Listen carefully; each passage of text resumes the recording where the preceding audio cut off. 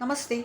चलिए देखते हैं नए सप्ताह के बहाने देवदूत हमें क्या बताना चाहते हैं। और ये है उनकी तरफ से पहला कार्ड, लॉ ऑफ अट्रैक्शन। कई बार ये कार्ड आते रहता है आजकल। बताया गया है, each thought is an investment that page immediate dividends. तो अब जो भी सोचते हो ना, उसके जो भी सोचते हो, अच्छा बुरा जो भी है, या फिर आप डाउट बनाते हो, या जो भी है, तो उस वजह से ना कोई कुछ ना कुछ, कहीं ना कहीं कोई ऊर्जा एक तैयार होती ही है, ये बताया गया है। सो इन्वेस्ट वाइजली, इसलिए सोच समझ के जो भी आप कर रहे हो ना, या जो भी आप सोचते हो ना, सोच समझ के कीजिएगा, ये बताया गया है। You have the power to choose your thoughts. तो आप में वह अहमियत है, आप में वह काबिलियत और ताकत है कि आप क्या कैसे सोचते हो, खुद के बारे में, दूसरों के बारे में, अपने जीवन के बारे में, ये बताया गया है।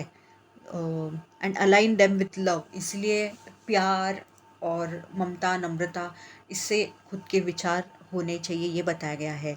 पीस एंड हारमनी, और शांति और हारमनी, यानी कि हर जगह आप अच्छे से कैसे पेश आ सकते हैं, दूसरे लोग आपसे कैसे अच्छे से पेश आ रहे हैं वगैरह, इससे ही संबंधित आपके थोड़े सोच विचार रखिए, ये बताया गया है। As your request we will gladly attune your energies to higher frequencies।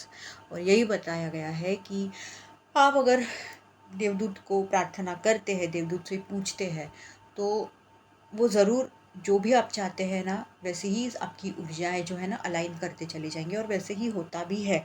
इसलिए लॉ ऑफ अट्रैक्शन का कार्ड है। अब जो जैसे सोचोगे, जो जैसे आप ख्याल रखोगे खुद के बारे में, खासकर मैं कहूँगी, वैसे वैसे आपकी ऊर्जाएं अलाइन होती जाती है, ये बताया गया है। इसलिए अच्छा सोचो तो हायर फ्रिक्वेंसी से आपकी ऊर्जाएं भी अलाइन होगी और अच्छा पाओगे ज़िंदगी में। बहुत अच्छा संदेश आया हुआ है। और एक संदेश लेती हूँ। Release, work with archangel Michael to let go of what no longer serves you और योर सोल पर्पस। तो आर्क एंजल माइकल बहुत लोगों को पता होगा, ऐसा मैं उम्मीद करती हूँ। नहीं पता तो आप गूगल करके देख सकते हैं, या यूट्यूब पे आपको उनकी कई जानकारी मिल जाएगी।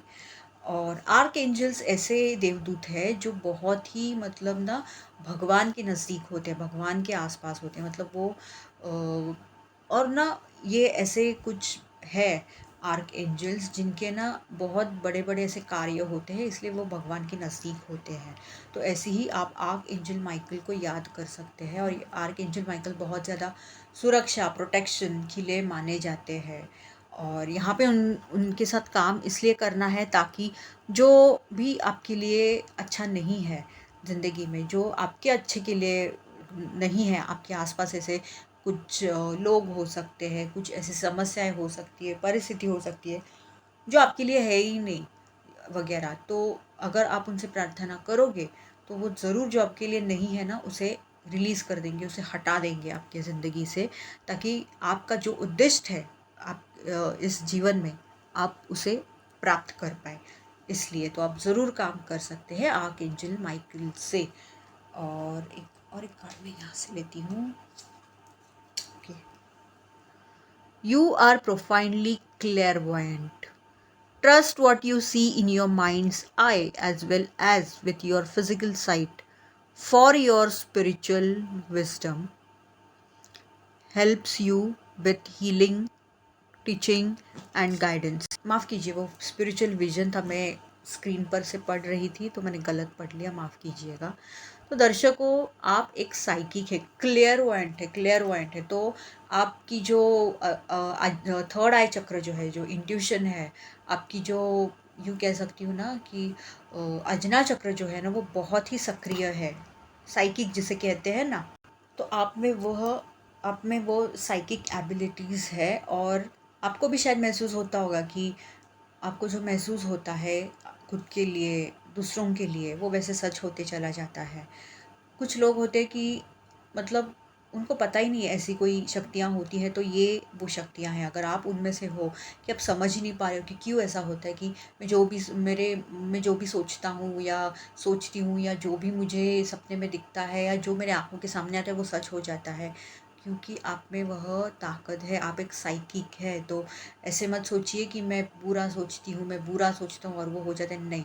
इंट्यूशन ऐसी ही होती है, इंट्यूशन हमें हमेशा सतर्क ही करती है, हमें सावधानी ही बरतने के लिए कहती है, सावधानी रखने के लिए कहती है। तो ये है, और इसका उपयोग आपके इस शक्ति का, इस ताकत का उपयोग आप हीलिंग के लिए कर सकते हैं, आप किसी को पढ़ाने के लिए कर सकते हैं, मतलब अध्यात्म में, या फिर आप मार्गदर्शन करने में भी मदद कर सकते हैं, ये बताया जा रहा है। और पता नहीं क्यों मुझे ये संदेश आ रहा है आगे, तो वो मैं बता रही हूँ कि माना कि आप बहुत आगे का हर किसी का देख पाते होंगे, पर ये कहूँगी कि अगर दूसरों को मार्गदर्शन करते हो तो प्लीज़ कृपया आप ना सच्चे दिल से, तहे दिल से जो है सही मार्गदर्शन कीजिए।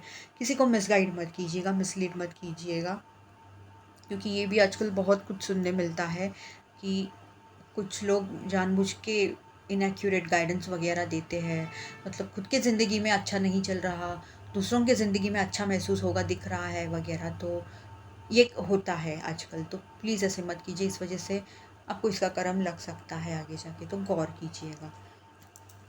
कुछ हम अ, देवदूत एंजल अंक देखते हैं कि क्या बताना चाहते हैं आज वो। तो ये है पहला।